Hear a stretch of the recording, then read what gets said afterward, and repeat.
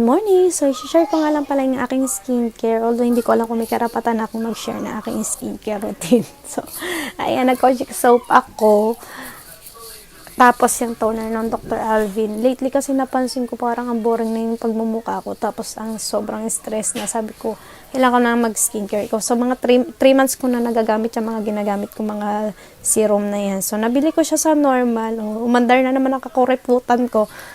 Naghanap ako talaga ng mura. So, yung vitamin C serum is nasa 4 euro 20 centimes at yung munti ka ng mabasag na hyaluronic acid ay 4 euro 20 centimes lang din siya. So, sa ibang mga shop, sobrang mahal niyan. Hindi ko afford. Tapos, ayan, yung niacinamide at yung Vaseline. At syempre, dahil hindi nga ako nagli-lipstick at ubos na yung mga lip tint ko, nakadiscover din ako nitong changing oil sa normal na nasa 3 euro. So, ayan.